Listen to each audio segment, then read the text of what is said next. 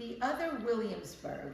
My grandfather on my mother's side came to this country in 1892.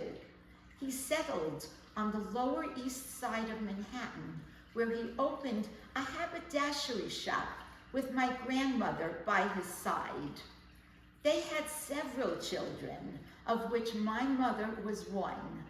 She later moved with them when they purchased a house in Williamsburg, Brooklyn, on a street named Hooper. When my mother married, she wanted to remain close to her mother, my grandfather having passed away by then. That's how my parents came to be living in a brownstone at 232 Rodney Street, approximately 3 blocks from my grandmother's house. As this was the time when very few people owned cars, I think my mother enjoyed the convenience of being able to walk over to see her mother every day. There was a practical side to living so close to Grandma, too. My parents were what you might call struggling to make a living. They didn't even own a refrigerator. The icebox sat in one corner of our kitchen to be filled each day with ice from the iceman, and a bottle of milk that Mom stored in Grandma's refrigerator. Such conveniences we had in our kitchen. I recall the dumbwaiter for garbage disposal. We had only to open a door in the other corner of the kitchen, and there, hung by strong ropes, was a shelf waiting for us to put the garbage on. Perhaps this was why we had little mice in the kitchen, mostly underneath the table. My mother was always setting out mice traps for them. I couldn't figure out why my mother did not like the quality of living in our apartment on Rodney Street in the year 1949. She would talk about her dreams of moving us to a nicer apartment every day. I, on the other hand, found my sense of identity in these 4 rooms in a brownstone with a big stoop on a block with a large sidewalk. I was an only child, living with 2 parents on a block that held everything I could ever want. With a freedom that many children do not enjoy today, I was privileged to be able to go out to play any time of day, freely and with abandon. I opened my front door to the wonderful sounds of children at play. Johnny, may I cross your golden river, and Red Rover cross over, were the phrases that greeted my everyday. One of the first songs I learned, I sang to Jumping Rope. On the mountain stands a lady, who she is I do not know. I had numerous friends, always outside waiting to play. Williamsburg was a blend of people from many cultures, with a large percentage of them Hasidic Jews. I spent a lot of time with the rabbi's daughter, who lived across the street. My most cherished friends were 2 chubby twin girls, Susan and Marilyn Zick. They lived up the block in an apartment house and would come by with a new craft project almost every day. Always delighted to join them on my brownstone stoop, we worked diligently on our brightly colored woolen horse reins, this being a way to weave a rug, which somehow never got finished, but always stayed in a tin can waiting for more stitching. Some days, the twins and I would make tissue paper carnations from colored tissue. They somehow always knew how to make things. I was an avid learner. My stoop wasn't just for making crafts. I developed my lifelong love for corn on the cob and watermelon when my mother would place them in my hands to bring outside and enjoy.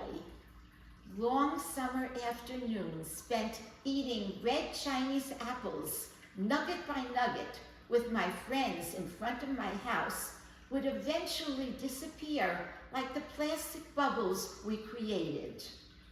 Each day brought hours of games. A ball and stick of chalk were all I needed to design hopscotch on the sidewalk. Halloween was the best time of all because the neighborhood children decorated the sidewalks with drawings of brightly colored pumpkins. Evenings were special times. My dad was home from work. When he wasn't poring over the World Telegram and Sun for the news, he would join my friends and I by standing on the top step of our brownstone with a crowd of children around him. He worked at the Brooklyn Navy Yard, but must have been an entertainer at heart because he loved to do cord tricks before a crowd. He could take one string, blow on it, and turn it into two. Sometimes he would just hold his hands by his mouth and imitate the sound of a train whistle. Eventually, I was allowed to walk over to Grandma's house by myself. Looking back, I realized that I had so much freedom for a 6-year-old.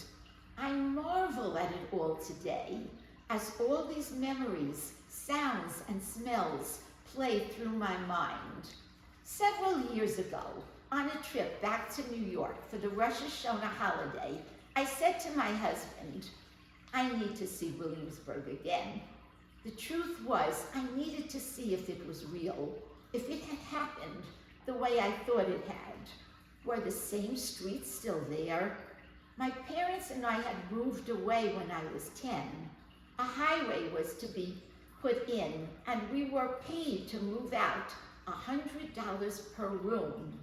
I now know that it was the Brooklyn-Queens Expressway. I was the one who took the inspector around to show him the number of rooms, as my mother had gone out to work by then. Be sure to tell him we have 5 rooms, she would repeat to me. She even painted one room 2 colors where the molding was to make it look like 2. I did as I was told, and we got the $500 just as she had wanted.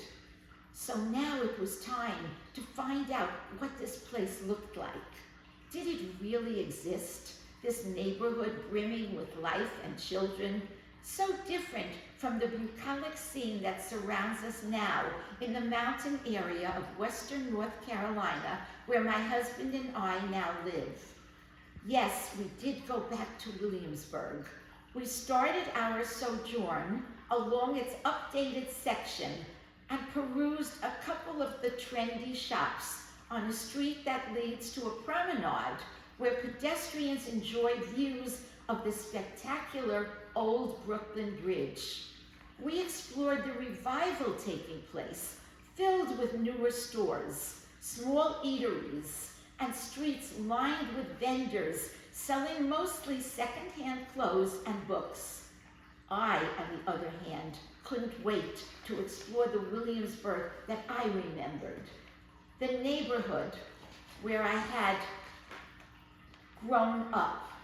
I knew that my house could not possibly be there because of the highway built in the 50s.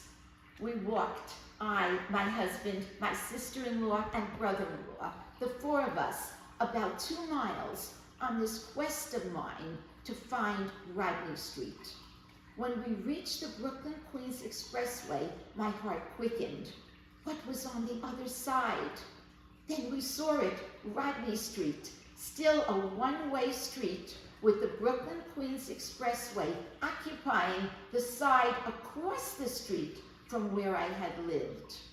My feet hurt, and yet I walked fast as I looked at the house numbers to see where number 232 would have been. That's when I found it. At first I thought that perhaps this had been my house. It looked identical to the one I grew up in. It stared at me like a ghost from another life. I went immediately onto the stoop and sat down, reminiscing and feeling in heaven. Suddenly, and just for a moment, My dad was there, on the top step, with his hands to his mouth, blowing his phony train whistle. How could this be? I knew the city had taken down my house, but I felt like I was home. We walked, the four of us, tired as we were, on to Keep Street and then to Hooper to see my grandma's house. I knew the way by heart.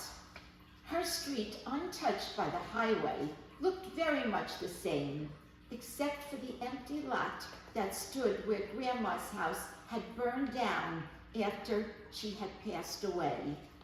But just for that day, I was 10 again, and sharing it with the ones I was with. Rodney Street was mine to take in. Except for the highway in plain view across the street, it had not been destroyed. Just to make it real, a little girl rode by on her tricycle, just as I used to, so many years before. After we left, I realized that the house I had seen was the adjoining one to my brownstone, the exact duplicate. It had been spared by the demolition crews. Even the small hallway, with its tiny old-fashioned bells on the wall for the tenants to ring, had looked the same when I peeked inside, when for one dreamlike September afternoon, I returned home and it was there.